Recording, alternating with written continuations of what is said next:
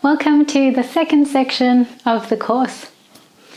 We have already learned how to tell someone that we do not understand them in a polite and natural way. In the next 2 lectures, we will learn how to ask for clarification and also how to check that the information that we heard is correct. This is especially useful for situations when we are speaking on the phone.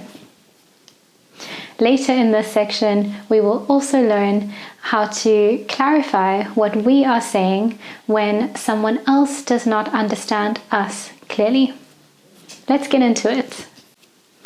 Okay, so let's think back to the scenario that we chose in the first activity where you did not understand what someone else was saying in English. We now know how to express this lack of understanding, but how do we add to it to further ask for repetition, rephrasing, or clarification from the speaker? Well, if we just didn't hear what the person said and would like them to repeat what they have said, we can use the phrase, "Could you say that again, please?" This is polite because of the indirect "could you," and of course the addition of "please" at the end. Another phrase that we could use, which is a bit more formal, is "I beg your pardon." Now, this comes from an Old English phrase which used to mean, "I hope that you will forgive me," but thankfully, it has evolved to be much more relaxed and to simply mean, "Excuse me."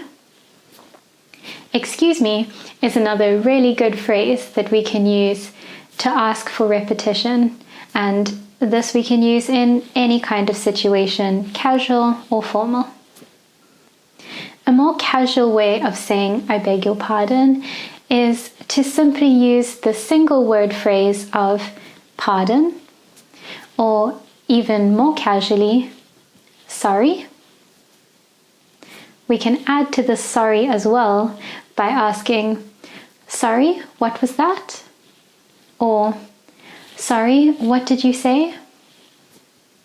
Now, both of these phrases are quite casual, but because of this addition of "sorry," they sound very polite.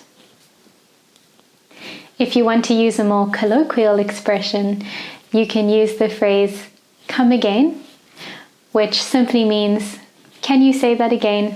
or "Can you repeat that?"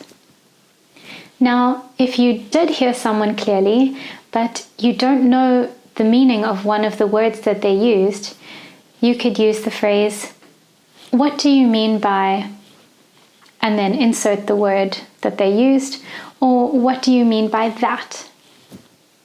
You could also ask someone, "Can you give me an example?"